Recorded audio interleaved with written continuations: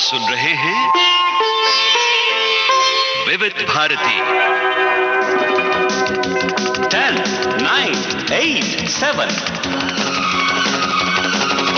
6, 5, 4, 3, 2, 1. Let's start the fun.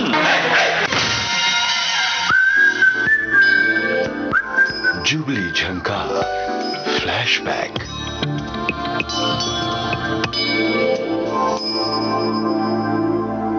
आप सभी को निमि मिश्रा और कमल शर्मा का नमस्कार। विविध भारती के स्वर्ण जयंती वर्ष के उपलक्ष्य में आज का कार्यक्रम केंद्रित है उस राज्य पर जिसका नाम सुनते ही जन्नत का सा नजारा आंखों के सामने आ जाता है। जी हाँ, हम बात करेंगे जम्मू कश्मीर की, वहाँ के संपूर्ण संगीत की, यानी कि सूफियाना कलाम लोक संगीत की। तो शुरू करते हैं। शीरी शीरी सुर लहरी।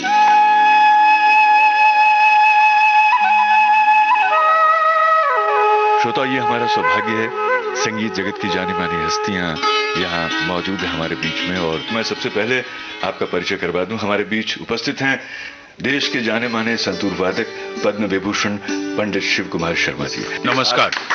नमस्कार। आज इस कार्यक्रम में आकर के आपको कैसा लग रहा है? आज खास बात यह है कि ये मेरी जन्मभूमि से जुड़ा हुआ प्रोग्राम है, जम्मू कश्मीर से। और श्रोताओं, अब मैं आपका परिचय करवा दूं। ग्वालियर घराने के शास्त्रीय गायक डॉक्टर राम देशपांडे साहब। नमस्कार। सबसे पहले तो मैं कहना चाहता हूँ कि मुझे बहुत आनंद हो रहा है कि इतने बड़े कलाकार के साथ मैं आज यहाँ पे बैठा हूँ, पंडित शिव कुमार जी के साथ। जैसा कि हमारे कार्यक्रम का नाम है शीरी शीरी सुर लहरी, तो संगीत हम सुनेंगे कश्मीर का, जम्मू का, और उसका जो शास्त्रीय पक्ष है उसका विवेचन करेंगे डॉक्टर राम देशपांडे। और आइए अब मिलते हैं कश्मीरी भाषा और वहाँ की संस्कृति के जानकार श्री दीपक कंवल से। नमस्कार। नमस्कार। नमस्कार।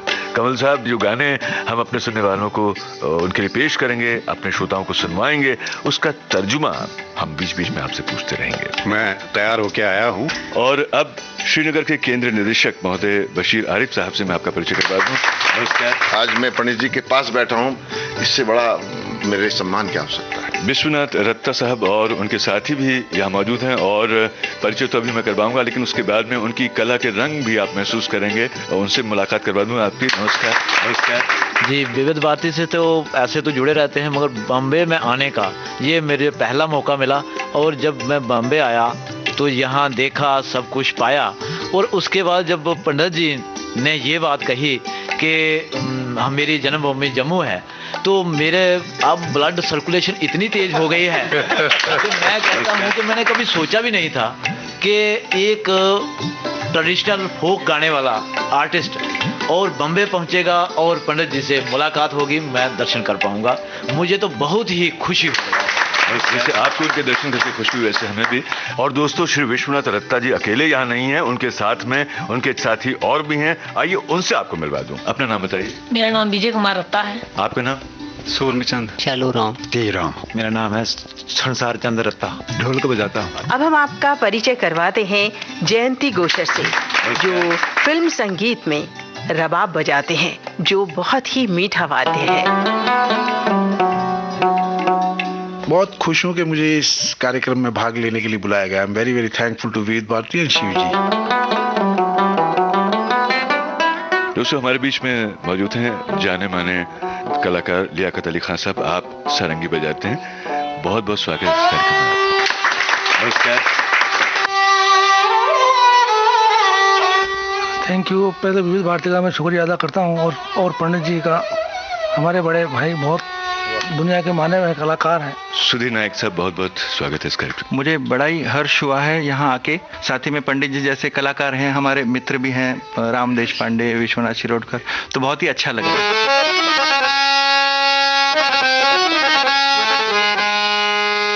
अब आइए मिलते हैं विश्वनाथ शिरोडकर साहब से। आप तबला बजाते हैं। नमस्कार। धन्यवाद। आज का यह अनुभव कुछ और होगा, अलग होगा।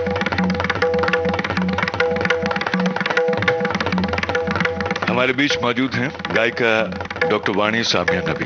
बहुत बहुत स्वागत है कार्यक्रम में आपका। कैसा लग रहा है आपको? बहुत अच्छा लग रहा है कि आज मैं विविध भारती से जुड़ी हूँ। ये मेरा पहली बार है कि मैं मुंबई आई हूँ और बहुत अच्छा महसूस हो रहा है। सबसे अच्छी बात यह है कि मैंने आज पंडित साहब को भी देखा, जिनको देखने का बहुत शौक था और हमेशा टीवी में देखते आ रहे थे। और ये पहली बार है मैं अपने कश्मीर को रिप्रेजेंट कर रही हूँ और इंशाल्लाह अच्छा करने की कोशिश करूँगी।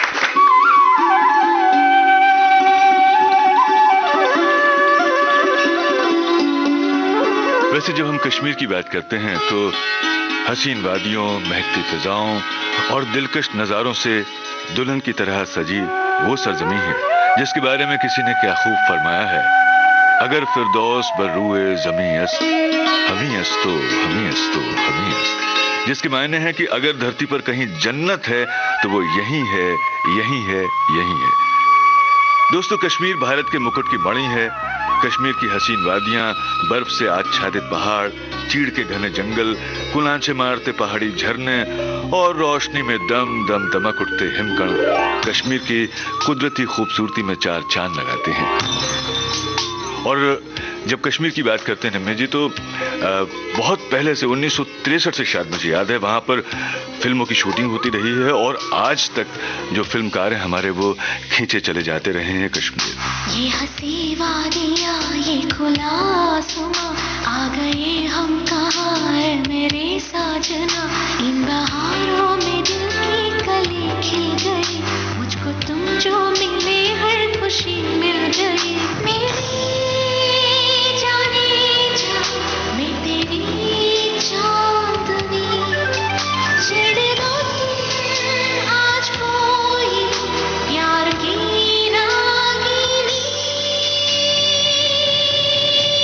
ये हंसी वादियाँ, ये खुला आसमां, आ गए हम कहाँ है मेरे साजना। ये हंसी वादियाँ, ये खुला आसमान, जहन में एक तस्वीर बन जाती है जम्मू और कश्मीर की। और हमारा जो आज का ये आयोजन है ये समर्पित है जम्मू और कश्मीर को। यहाँ के लोक संगीत की मिठास खुलेगी इस कार्यक्रम में और साथ ही साथ हम ये भी जानेंगे कि इस लोक संगीत में किन रागों की छाया मिलती है। उन रागों की बंदिशें भी सुनेंगे और उन रागों पर आधारित फिल्मी गीतों की झलक भी सुनेंगे। जम्मू कश्मीर में वैसे तो बहुत सारे वाद्य वहाँ के लोक संगीत में इस्तेमाल होते हैं, लेकिन रबाब और संतूर वहाँ के मुख्य वाद्य हैं और इन दोनों वाद्यों का जिन फिल्मी गीतों में इस्तेमाल हुआ है उन गीतों की झलक भी हम आपको सुनवाएंगे। गुलाबों का गुलदस्ता है ये, रंग बिखेरेगा आहिस्ता आहिस्ता ये। क्या बात है, क्या तो धीरे धीरे वहाँ की वादियों में हम खो जाएंगे और उसी संगीत में तन्मय होकर डूब जाएंगे। जी हाँ, और यहाँ पर स्टूडियो में मौजूद हमारे जितने भी साथी हैं, कलाकार हैं, उनसे एक छोटा सा निवेदन है कि आप पूरी तैयारी कर लीजिए और जब तक आप तैयार होते हैं अपने साजों के साथ में, तब तक हम एक गीत सुनते हैं जो हमें वहाँ की वादियों की सैर करवाएगा। और इसमें खास तौर से एक बात और है कि जिस संतूर की हम बात कर रहे थे उस संतूर का बड़ा ही खूबसूरत इस्तेमाल इस गाने में हुआ है। खास बात ये, पंडित जी यहाँ बैठे हैं, पंडित जी आपने इसमें बहुत ही खूबसूरत संतूर बजाया है और उससे भी ये गाना बड़ा ही खूबसूरत बन पड़ा है। तो आइए सुनते हैं।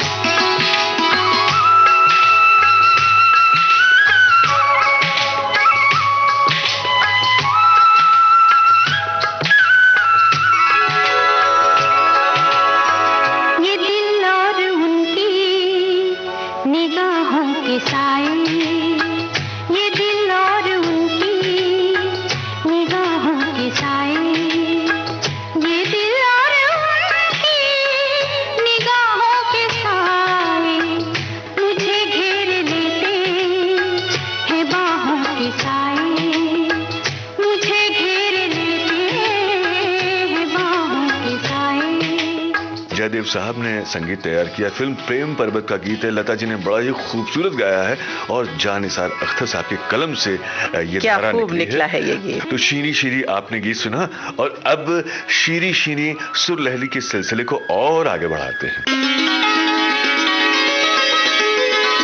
शीरी शीरी सुर लहरी।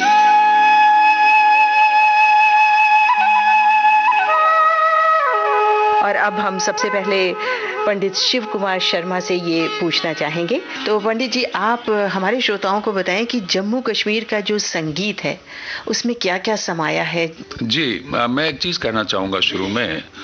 हमारे भारत की विशेषता जो है विविधता में एकता, और मैं समझता हूँ इसका सबसे बड़ा इसकी मिसाल, इसका नमूना हमको हमारी स्टेट जम्मू कश्मीर में मिलता है। और जम्मू कश्मीर में अलग अलग भाषाएं हैं। जम्मू प्रांत की भाषा अलग है, डोगरी बोली जाती है। वहाँ का जो संगीत है वो डोगरी लोक संगीत है। बानिहाल के पास बाद जब आप चले जाते हैं वादी कश्मीर में, वहाँ पर कश्मीरी भाषा बोली जाती है। वहाँ का संगीत भी अलग है।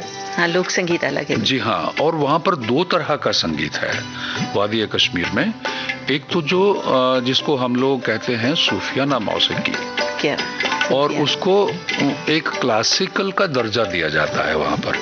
इस विधा के बारे में थोड़ा सा मैं श्रोताओं को बताना चाहूँगा कि इसमें मैं समझता हूँ 2 कल्चर मिल रहे हैं, ईरान और भारत का सूफियाना संगीत। जी हाँ, क्योंकि उसमें जो गाना होता है सूफियाना कलाम उसको बोलते हैं, इसलिए कि जो उसमें कविता है, कविता का जो भाग है वो सूफी फिलॉसफी के ऊपर बेस्ड है।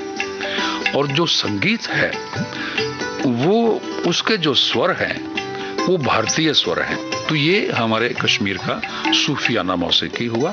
और उसमें जो साज बजते हैं, संतूर एक बहुत ख़ास साज है उसका। और एक साज है जिसको साज ही कहा जाता है, गज से बजता है वो, और सितार भी उसके साथ बजता है। और जो संगत होती है ताल की, उसमें तबला बजता है साथ में। अच्छा, तो ये सूफियाना मौसीकी का तरीका है। फिर दूसरा जो वहाँ का संगीत है वो है लोक संगीत, जिसको छकरी भी है, उसमें रौफ भी है, अलग अलग उसमें अंदाज हैं। और उसको भी ग्रुप में गाया जाता है। सब मिलके गाते हैं। जी हाँ, मिलकर के गाते हैं। और उसमें जो साज इस्तेमाल होते हैं, रबाब है, छोटी सारंगी है वहाँ की, वो इस्तेमाल होती है। और घड़ा जो होता है, जैसे सूफियाना में तबला इस्तेमाल हो रहा है, तो यहाँ तबला नहीं है, यहाँ पर घड़ा इस्तेमाल होता है, उसी के ऊपर रिदम बजता है। और तुम किनारे एक और साज होता है। हमारे जम्मू कश्मीर स्टेट का एक और हिस्सा बहुत बड़ा है, लद्दाख, बहुत खूबसूरत, और वहाँ का संगीत अलग है। और वहाँ पर नृत्य वहाँ के बहुत अच्छे हैं। के जो लोक संगीत है वो उसमें नृत्य की उसमें प्रधानता है, ज्यादा रिदम और नृत्य की प्रधानता है। तो बहरहाल शुरुआत करते हैं हम विश्वनाथ रत्ता जी के जम्मू के डोगरी लोक संगीत से। हाँ, सब साथी तैयार भी हैं बिल्कुल गाने के लिए। तो श्रोताओं सुनिए ये जम्मू का लोकगीत। देश साड़ा डोगरा होए पे खसाड़ा डोगरा, वो मिठी साड़ी डोगरी जवान, ना दोस्तों मिठी साड़ी डोगरी जवान।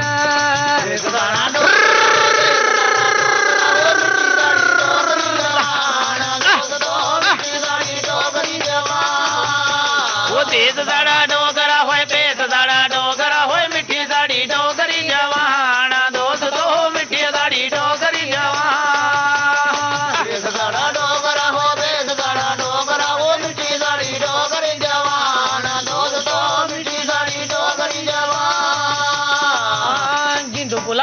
कश्मीर पे आरिया वो जम्मू साड़ी डोगर दी शान, ना दोस्तो यम्मू साड़ी डोगर दी शान। वो कश्मीर पे आरिया वो जम्मू साड़ी डोगर दी शान, ना दोस्तो साड़ी डोगर दी शान। वो जिंदू कोला वदा कश्मीर पे आरिया हो यम्मू साड़ी डोगर दी शान, ना दोस्तो यम्मू साड़ी डोगर दी शान। जिंदू कोला वदा कश्मीर पे आरिया हो जम्मू साड़ी डोगर दी जान, दोस्तो यम्मू साड़ी डोगर दी जान। वो गद्दी ते गदन दम पिड्डा जे तार दे वो मिठी मिठी बांसुरी बजान, दोस्तो मिठी मिठी बांसुरी बजान। गदन गदन दम पिड्डा जे वो मिठी मिठी बांसुरी बजान, दोस्तो बांसुरी बजान। वो गद्दी ते गदन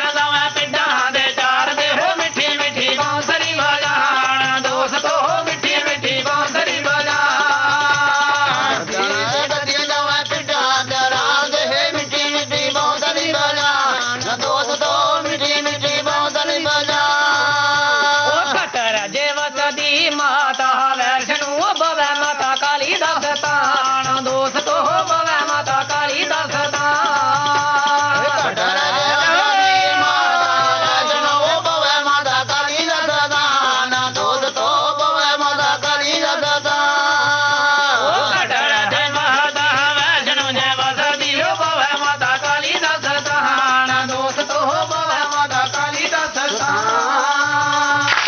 वाह वाह,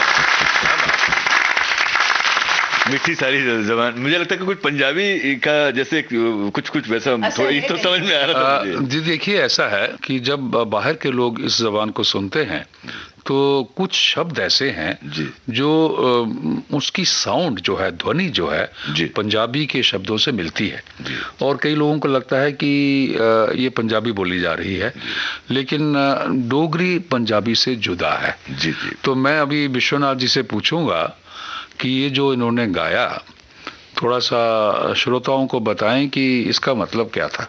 ये इसको वहाँ गीतलू कहते हैं और इसमें हमने कहा है कि जो हमारी डोगरी जबान है वो इतनी मीठी है कि अगर उसको बगैर चटनी के साथ भी खाया जाए ना तब भी हजम हो जाता है। वाह क्या बात है। और दूसरा उसमें जो वर्ड आगे जोड़े हुए हैं वो ये हैं, जान से भी प्यारी हमें कश्मीर भी है जी, और जो डोगरी है ये जम्मू वालों की जान है। तो उसी की प्रशंसा करते हुए साथ में ये बताया है कि कटरा में तो माता वैष्णो है तो बवे में माता कालका रहती है। तो इस गीतलू में अगर पूरा इसको 7-8 मिनट का जब बताएं, पूरा वहाँ का जो वातावरण है, जी। मैं समझता हूँ इतना खूबसूरती से इस लोकगीत में बयान किया गया है कि वही बात फिर जो हम संदेश देना चाह रहे हैं, अनेकता में एकता, मातृवंदना है एक तरह से ये। जी हाँ। और इन्होंने जो इसमें स्वर इस्तेमाल किए हैं, अगर आप अभी हम थोड़ा शास्त्र की बात करें तो ज़्यादातर जो यहाँ के गाने हैं, शायद बाद में कुछ ऐसा ये सुनाएंगे, जो पहाड़ी जिन स्वरों से राग पहाड़ी बना है उन स्वरों में होते हैं, लेकिन ये अलग था। मैं ये बताना चाहूँगा कि ये जो स्वर इन्होंने गाए उसको हम अगर इसमें सोचें कि राग कौन सा था, तो राग बनता है आरोही अवरोही से। उतने स्वर इन्होंने गाए नहीं जी, 3-4 स्वरों का, सा नी रे सा नी पा नी सा, बस इतने ही स्वरों का इस्तेमाल हुआ है। वो कुछ सारंग की भी हो सकते हैं, वो मेघ के भी हो सकते हैं। तो मैं राम देशपांडे जी को कहूँगा कि थोड़ा सा श्रोताओं को इन स्वरों को जो इन्होंने गाए हैं, सिर्फ उतने ही स्वर थोड़ा गा करके बता दें। सा ने पा ने सा ने सा रे रे रे ने सा ने पा ने सा ने रे। बहुत खूब, बहुत खूब। तो ये एक देखिए शास्त्रीयता आ गई, उसमें गंभीरता आ गई। एक जम्मू में एक अंदाज है गाने का जिसको कहते हैं पाखा। पाखा, जी हाँ। तो उसकी कोई झलक। ये किसी खास प्रसंग से या मौके पर गाए जाने वाली रचनाएं हैं?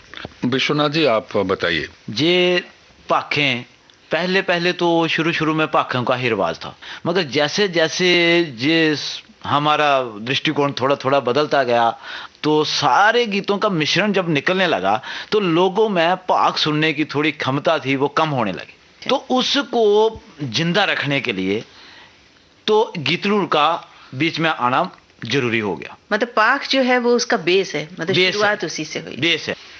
तो पाक में आराम से बैठ के तो उंगली कानों में दे के किसी साज की जरूरत नहीं होती। 4-5-6 लोग बैठ के वो गाते हैं।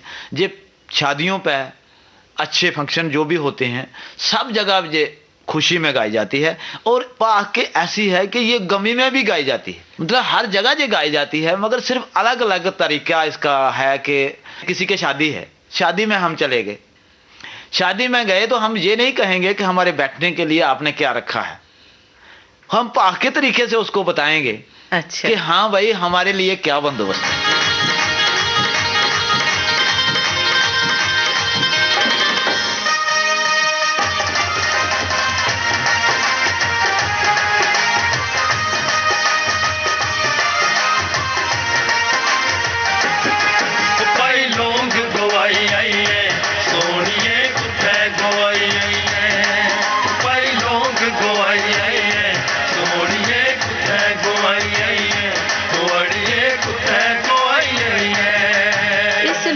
का एक खास ही अलग अंदाज था जो और अभी तक हमने गीत सुने उनसे थोड़ा हटके। तो ये किस विशेष अवसर पर गाया जाता है, इसकी क्या खासियत है? कि इसमें जो ताल का पक्ष है जी वो बहुत प्रधानता है उसकी, जो ठेका बज रहा है और ढोल और वो सब, जैसे भांगड़ा होता है जी हाँ, कुछ नृत्य की इसमें उस तरीके का, और बड़ा जोशीला है। तो और दूसरी इसमें बात यह है कि जम्मू के साथ मिला हुआ है पंजाब, और वहाँ का एक लोकगीत है जो बहुत ही प्रचलित है, लौंग गवाचा, एक बोल उसके हैं, और वही उसका ये मैं कहूँगा कि डोगरी वर्जन है, कुथे लौंग गवाई आई हैं। अच्छा, तो तुमने अपना वो लौंग जो नाक में पहनते हैं हाँ। वो कहाँ गुम कर दिया है, तो मतलब उससे मिलता जुलता है। तो मैं समझता हूँ ये जो आपस की स्टेट्स होती हैं उनका भी आपस में आदान प्रदान होता है, उसकी ये मिसाल है। लेकिन ये अंदाज जम्मू का है और धुन जो है वो पहाड़ी है और बोल भी डोगरी के हैं, लेकिन उसी से मिलते जुलते बोल पंजाबी में भी हैं। जी हाँ, आसपास का असर दिख रहा है। जी हाँ। पंडित जी, भांगड़ा के इस खास अंदाज को सुनते हुए मुझे भी एक कश्मीर की कली फिल्म का भांगड़ा याद आ रहा है। आपकी इजाज़त हो तो वो हम थोड़ा सुन लेते हैं। आवाज़ें मोहम्मद रफ़ी, आशा भोसले और साथियों की हैं, एस.एच. बिहारी के बोल हैं और ओ.पी. नैयर का संगीत।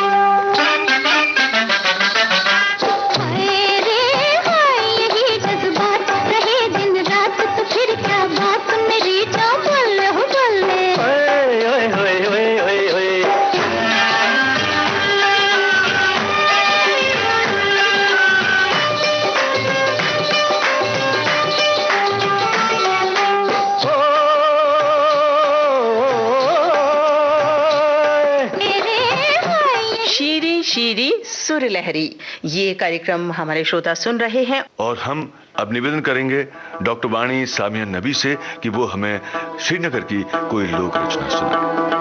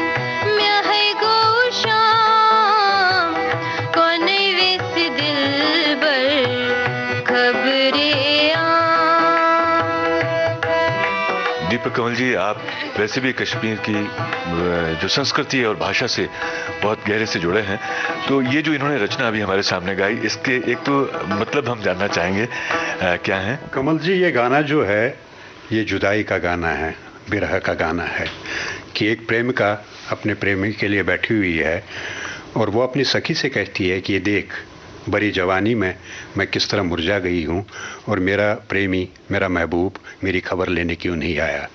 मैं सुबह से शाम तक उसका इंतज़ार करती रही, वो मेरी खबर लेने क्यों नहीं आया। ये मेरी आंखें देख जो आंसू से भरी पड़ी हैं, वो मेरा सुख चैन सब कुछ छीन के मुझसे ले गया, वो मेरी खबर लेने क्यों नहीं आया। बशीर आरिफ साहब, आप क्या कहेंगे इस बारे में? ऐसा है कमल जी, जो कमल जी ने, दीपक कमल जी ने बताया कि ये बिरहा का गीत है, मैं इसमें एक और एडिशन करना चाहूँगा। यहाँ पंडित शिव कुमार शर्मा जी बैठे हैं, उसी सरजमीन से आते हैं।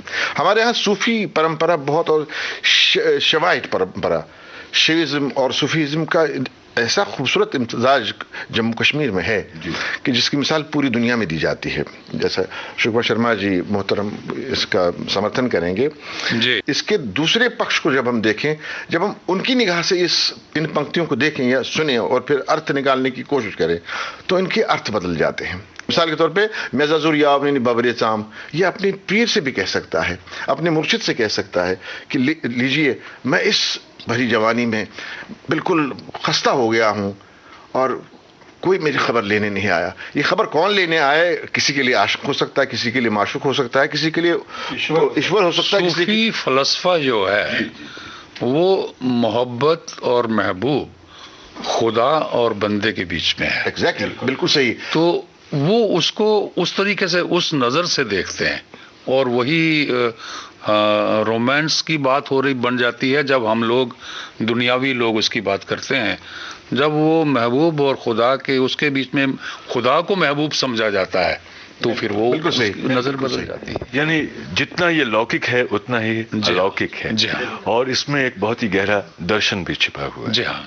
हमारे बीच उपस्थित हैं डॉक्टर रामदेश पांडे, जो शास्त्रीय गायक भी हैं, और मैं उनसे अब विचार जानना चाहूँगा उनके इस बारे में। शास्त्रीय संगीत की नज़र से देखा जाए तो वैसे भैरवी के सुर है, लेकिन ऋषभ जो है वो शुद्ध है उसमें। उत्तर हिंदुस्तानी संगीत में उतना पॉपुलर ऐसा कोई राग नहीं है, लेकिन कर्नाटक मेल में जो मेल की जो 72 मेल्स उसमें है, उसमें से जो 20th मेल है, बिसावा जो मेल है, उसका नाम है नट भैरवी। और वो नट भैरवी करके राग ये हो सकता है अभी जो हमने रचना सुनी। और ये नट भैरवी जो है वो पुराने ज़माने में अन्ना साहब रातंजनकर जी थे, वो गाते थे, उनकी रचनाएं भी है इसमें। हम चलन बता सकते हैं। सा ने ध प प द ने सा सा रे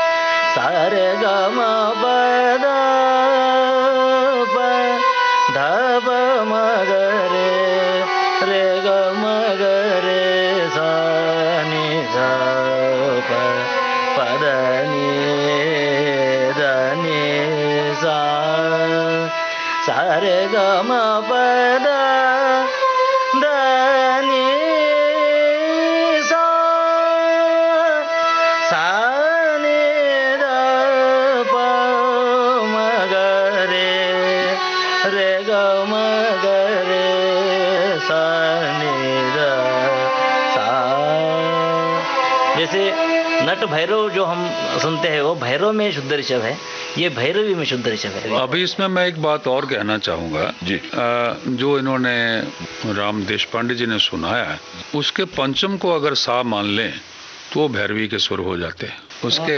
उसके पंचम को आप सा मान करके गाइए, वो भैरवी के ही सुर हैं, सारे गामा पा धा नी। पंचम से अगर ये गाया जाए रे गामा, तो सिंध भैरवी जो नीचे के पंचम से गाते हैं। जी हाँ। बहरहाल ये बात जो हमने अभी कश्मीर का ये गाना सुना, इसमें कितनी सारी बातें इकट्ठी आ गई। एक तो वो जो फलसफा है सूफी सोच का, वो बोलों में आया। और ये दूसरी एक चीज़ दिखाता है कि जो हमारा ट्रेडिशन का एक म्यूज़िक है वादी कश्मीर में, सूफी मौसीकी और दूसरा लोक संगीत, ये उसकी एक अलग शाख है कि सोच विचार भाव वही चल रहे हैं, लेकिन उसमें एक कंपोज़र का अपना मेलोडी भी आ गई जी, और उसको एक मॉडर्न तरीके से किस तरीके से एक्सप्रेस किया गया। और फिर यही बात हो रही है कि जो हमारे ट्रेडिशंस हैं उनके ऊपर जो बाकी म्यूज़िक चल रहा है, वो फिल्म संगीत हो या दूसरे किस्म का संगीत हो, शास्त्रीय संगीत हो, उनका प्रभाव भी पड़ रहा है। और कलाकार जो होता है वो सोचता रहता है कुछ ना कुछ नई बात। तो ये उसी का नतीजा है कि कश्मीर में इस रविश का गाना बजाना भी हो रहा है। पंडित जी, मैं एक सवाल और जानना चाहूँगा एक आम श्रोता की हैसियत से, कि क्या रचना विशेष के साथ वाद्य विशेष भी होता है कि ये वाद्य इसी तरह की रचनाओं के साथ गाया जाए? बहुत अच्छा आपने सवाल पूछा। और ये जो रचना अभी हमने सुनी, इसमें 4 साज थे, रबाब, सारंगी, हारमोनियम और तबला।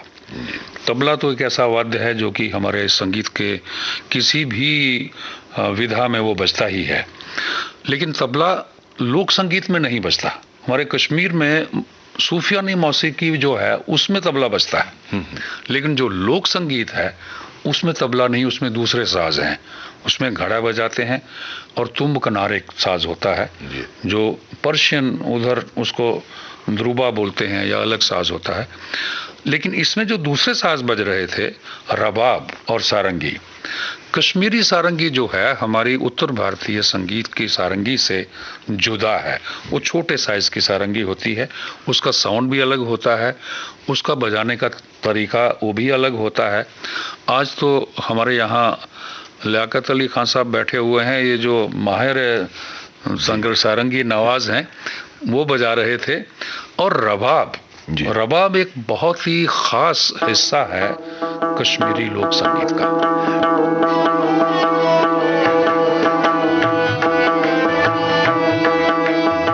ये बाहर से आया वाद्य?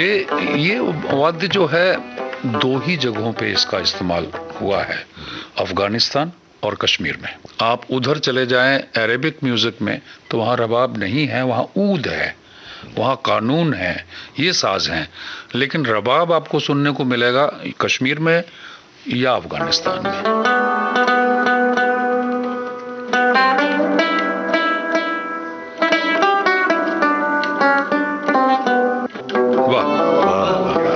तो हमारे कश्मीर में बहुत ट्रेडिशन है रबाब बजाने की, और 50s में उस्ताद सनाउल्लाह भट्ट, और वो एक घराना होता है, जैसे वो घर में वो लोग वही म्यूजिक चलता है, ट्रेडिशन है।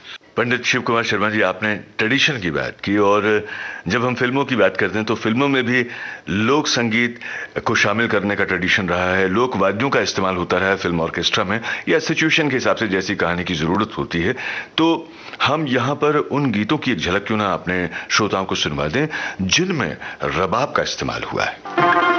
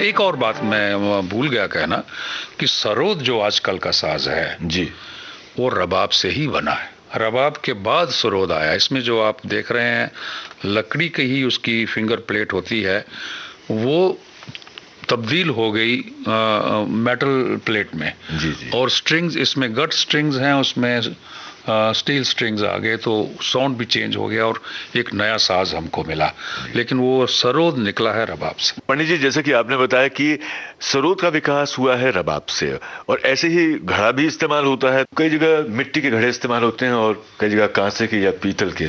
बशीर आरिफ साहब इसमें और कुछ रोशनी मैं आपके सामने क्या और रोशनी डाल सकता हूँ, मैं इजाफा कर सकता हूँ 2 बातों का कि कश्मीरी में जब हम बात करते हैं तो एक तो ये मिट्टी का घड़ा तो इस्तेमाल होता ही होता है, लेकिन जो घरों में पारंपरिक गाने कुछ होते हैं शादी ब्याह के मौके पे, जब औरतें लड़कियां एक साथ होती हैं और शादी के सीज़न में या जो शादी होने वाली 2-4 दिन पहले, उसमें तांबे का घड़ा इस्तेमाल होता है और उसमें वो छल्ले वगैरह और ये चाबियों का गुच्छा लेके वो बजाते रहते हैं तांबे का, और ख़ास तौर से तांबे का घड़ा मंगाया जाता है।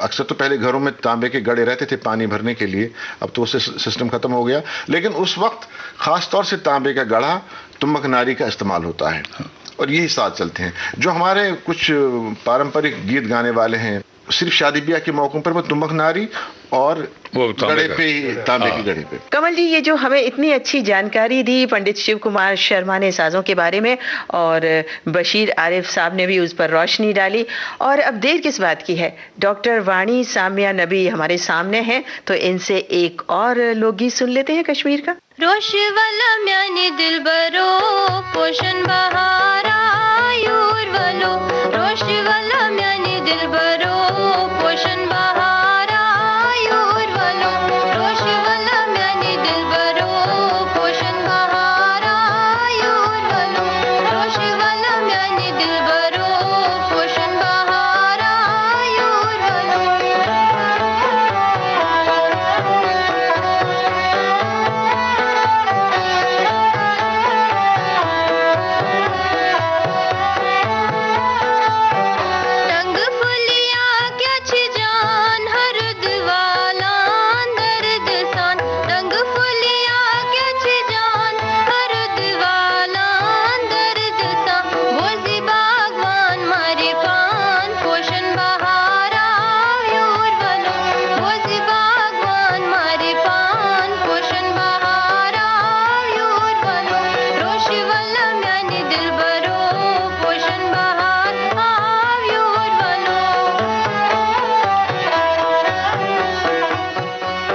इसमें ये उसी रविश का जो हमने पहले जिक्र किया, जो नई बातें उसमें हो रही हैं लेकिन ट्रेडिशन को रखते हुए, और इसमें बहुत खूबसूरत कंपोजिशन थी, और इसमें बोलों का और लय का जो खेल है साथ में, ये जो बीट है ख़ास, ये वहाँ का ठेका है, उस तरीके से वहाँ बजता है, और वो जब वो तुमकनार और वो घड़ा उसमें बजता है, उसकी ज़र्ब जो आती है उसका एक अलग लुत्फ़ होता है।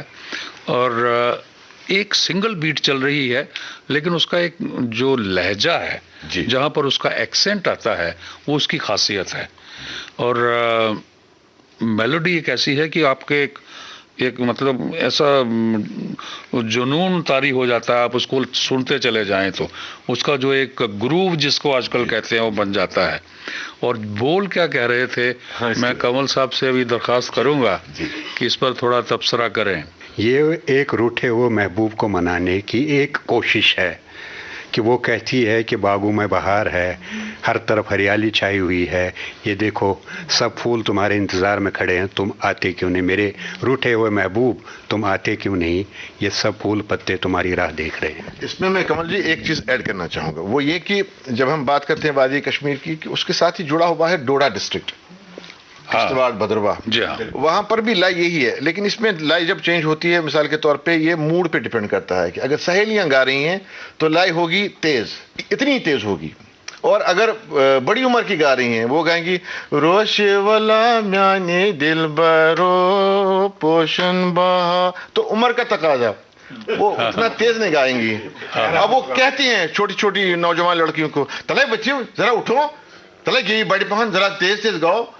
अच्छा, दूसरा एक इसमें खास पहलू ये है कि कश्मीरी शिव जी को भी मालूम है, जब इन्हीं नगमों को हिजड़े गाते हैं, वहाँ पे शादी ब्याह में वो भी आते हैं, हिजड़े भी आते हैं, तो उनकी लय दूसरी होती है, वो लय दरमियाना होती है, यानी तेज भी होती है और कम भी होती है। अब अगर इसी को किश्तवाड़ की तरफ ले जाएं हम, लय यही है, बोल दूसरे हैं, शब्द यही है और एक्सप्रेशन, इमोशन वैसे ही है। गुंगानवा दिल जाने तू मेरी ये गुंगानवा, गुंगानवा दिल जाने तू मेरी ये गुंगानवा। आसमान पकान को तर जोड़े, आसमान पकान को तर जोड़े, जब तो सियोड़े तू मेरी ये गुंगानवा। ये कश्मीरी है और लेकिन बदरवाही कश्मीरी, किश्तवाड़ की कश्मीरी, यानी कि आसमान में दो कबूतर जा रहे हैं, एक को कहो कि मेरा हो जाए। ये है लव सॉन्ग, पारंपरिक लव सॉन्ग। बशीर साहब, लव सॉन्ग चाहे लोक संगीत में हो चाहे फिल्म संगीत में, हमेशा पसंद किए जाते रहे हैं और हमारी फिल्मों में ऐसे अनगिनत प्रेम गीत हैं जो खास तौर से कश्मीर की वादियों में फिल्माए गए हैं। एक ऐसा ही गीत हम सुनते हैं, फिल्म का नाम है राम तेरी गंगा मैली, जिसमें पहाड़ों के हुस्न की बात है। गीतकार और संगीतकार हैं रविंद्र जैन, आवाजें लता मंगेशकर और सुरेश वाडकर की।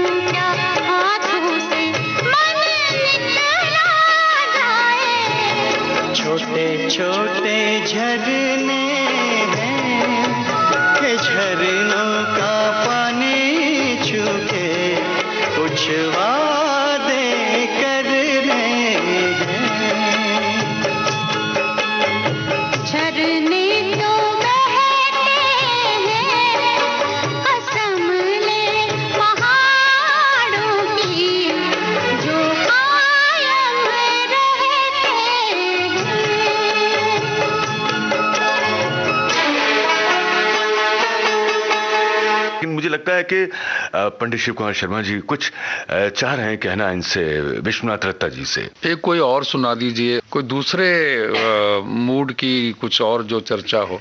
सोन बिन दिए बादलिया वो केरा पाया मैं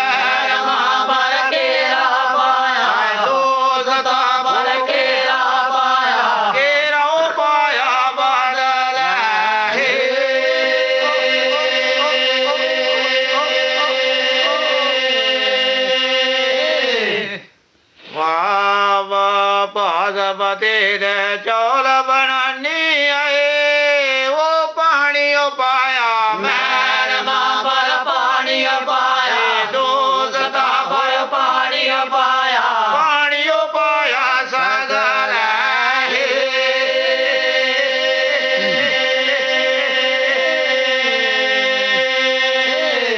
वे बागवती दे चौल बनानी आए वो पानी पाया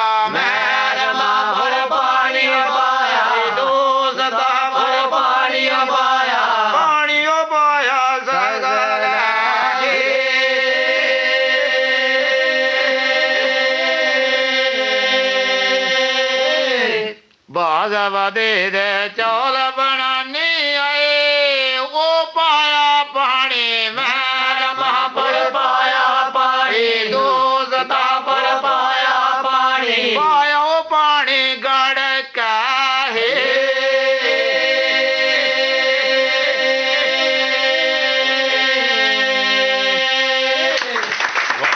क्या बात है, क्या बात। अच्छा ये बताइए, कई जगह ऐसी आती हैं कि आप एक सुर पे गा रहे हैं और वो अलग सुर से गा रहे हैं।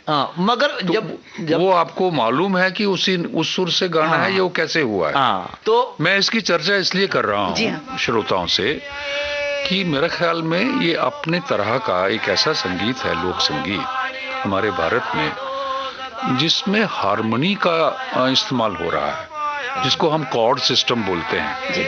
कि एक शख्स जो है वो एक सुर से बजा रहा है और जो दूसरे साज या कोई गाने वाला है वो उसके तीसरे या पांचवें सुर से अगर गाए तो एक कॉर्ड बनता है, जो वेस्टर्न कॉन्सेप्ट है म्यूजिक का, जो हमारे भारत का नहीं है जी। तो ये बहुत ही एक रिसर्च का विषय है कि ये जम्मू के लोक संगीत में ये बात कहाँ से और कैसे पैदा हुई। और दूसरा उसमें बहुत खूबसूरत बात ये है सोचने की कि कोई साज नहीं बज रहा, यही मैं देख रही थी कि कोई बिना रिदम किसी नहीं आधार बज के। रहा और वो अपने आप में एक चीज पूरी हो रही है, पूरा संगीत उसमें हो रहा है। तो इससे भी ये साबित होता है कि ये सबसे प्राचीन था, जब शब्द भी शायद नहीं होंगे, केवल स्वर थे और उसी को लेकर के उस वातावरण में ये लोग गाते थे और बाद में शब्द आए। और शायद उनको उसकी जानकारी भी नहीं कि हम लोग कॉर्ड सिस्टम बना रहे हैं, लेकिन वो बन रहा है और कहीं पर भी वो बिखर नहीं रहा। तो कुछ ऐसी चीज़ तो वेस्टर्न म्यूज़िक में है, जो चर्च का म्यूज़िक होता है, कोरल वॉइसेस होती हैं, उसमें वो गाते हैं, या हमारी फिल्मों में भी इस्तेमाल हुआ है कि एक गाने का इंटरल्यूड म्यूज़िक आया तो उसमें एक 25-30 कोरस आ गए जो अलग अलग सुरों से उस चीज़ को गा रहे हैं और वो अपने आप में एक सिम्फनी बनती है। कॉन्सेप्ट वही है जो ये गा रहे हैं।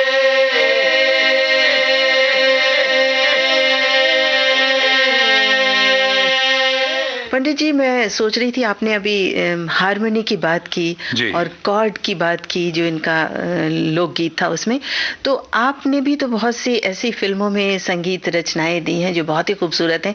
और एक गाना जहाँ तक मेरी जानकारी है कुछ कुछ ऐसा है, आप उसके बारे में बताएं हमारे श्रोताओं को कि सिलसिला फिल्म का शायद वो गाना है। ये कहाँ आ गए हम? जी हाँ, वो जो गाना था जी, एक अपने अंदाज का अलग ही गाना बन गया, जो मेरे ख्याल में उसके पहले उस तरीके का गाना बना नहीं। और उस जमाने में बहुत ही ज्यादा वो, क्योंकि अलग तरह का था उस जमाने में, कि आज तक भी उस गाने के उतने ही सुनने वाले हैं। जी, तो उसमें लता जी ने गाया है वो गाना, और जैसे गाने का इंटरल्यूड म्यूजिक होता है तो उसकी जगह वो म्यूजिक तो चल रहा है, लेकिन मेन वो इंटरल्यूड है, अमिताभ बच्चन जी उसमें शायरी पढ़ रहे हैं, लेकिन वो जो बोल कह रहे हैं, जो शायरी, वो लफ्ज उनके जो इस्तेमाल कर रहे हैं, वो जहाँ खत्म होता है तो जैसे उसके साथ जुड़ा हुआ आगे का हिस्सा चला जाता है अंतरा, जो लता जी का शुरू होता है जी। और जो हम हारमोनी का अभी जिक्र कर रहे थे, अमिताभ जी के रेसिटेशन के पीछे जो म्यूजिक चल रहा है और उसके बाद या पहले आता है, गाने के शुरू में भी आता है, वो कोरल वॉइसेस हैं जिसमें हारमोनी का इस्तेमाल हुआ है।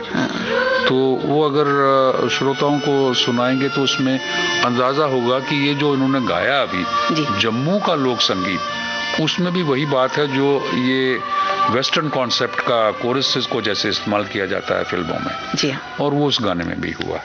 तो श्रोताओं, चलिए वो गाना सुनिए और बाद में हम जम्मू का लोक संगीत और भी सुनेंगे। मैं और मेरी तन्हाई अक्सर ये बातें करते हैं, तुम होती तो कैसा होता, तुम ये कहती, तुम वो कहती, तुम इस बात पे हैरान होती, तुम उस बात पे कितनी हंसती, तुम होती तो ऐसा होता, तुम होती तो वैसा होता। मैं और मेरी तन्हाई अक्सर ये बातें करते हैं।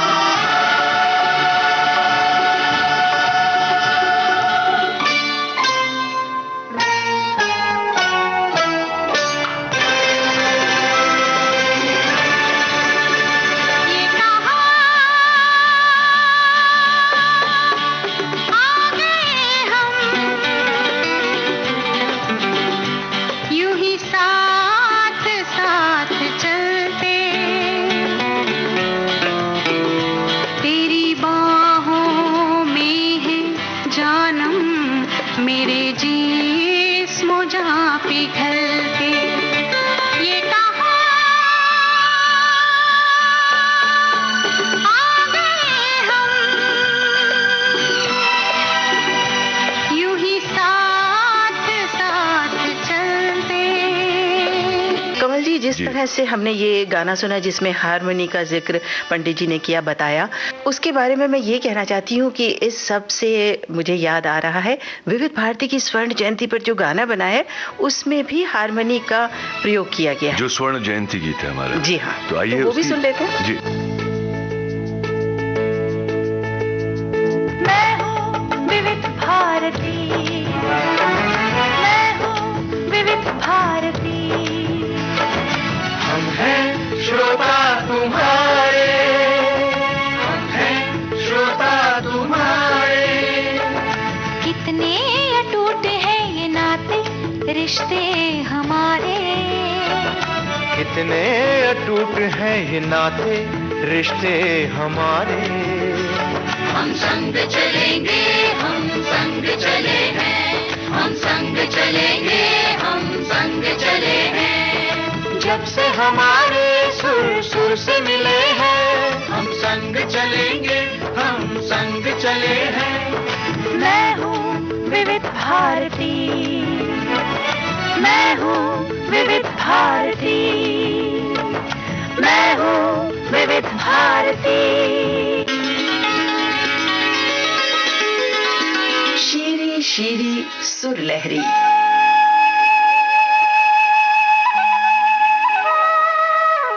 विश्वनाथ दत्ता जी और आपके सब साथी इतने सुंदर सुंदर लोकगीत सुना रहे हैं, तो हमारे सुनने वालों का जी और भी कर रहा है कि और कोई सुने, तो आप एक और लोकगीत सुनाएं। कौना जे देवन पैदा कीतियां, कौना जे देवन पैदा कीतियां, कौना जे देवन मंडी हो शेरा वाली आरती जय मां, आरती जय मां।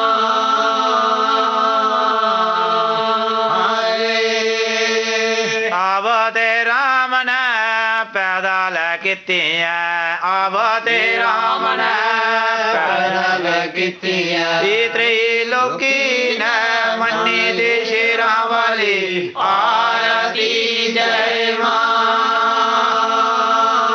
मेरी बड़ा वाली आरती जय मां।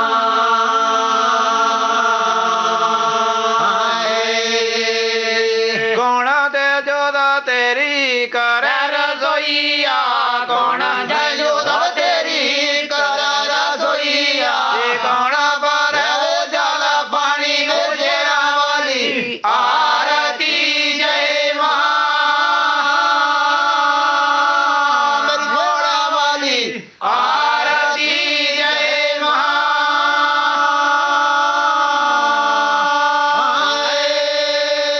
अर्जन जोदा कर रसोईया, अर्जन जोदा कर रसोईया, इधर पर हो जाल पानी हो शेरा वाली आरती जय मां,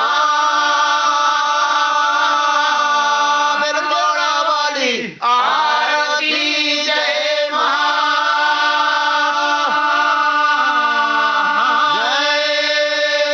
कौन दे जोदा तेरे कर रसोईया, कौन दे जोदा तेरी कर रसोईया, कौन पर वो जाला पानी हो शेरा वाली आरती जय मां, मेरी बड़ा वाली आरती जय मां।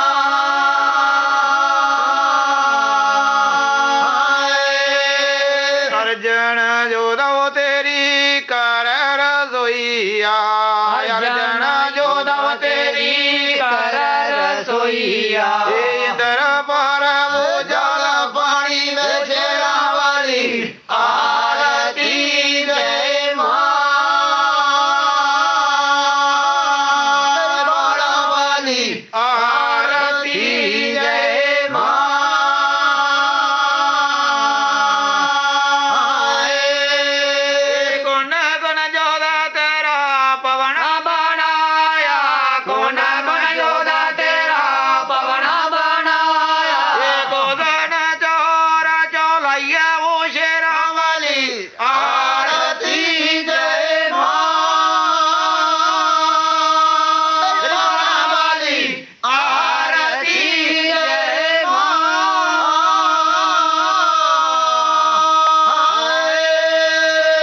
देखिए, मैं श्रोताओं से बताना चाहूंगा, हम चर्चा कर रहे थे हारमोनी का जी और कॉर्ड सिस्टम का।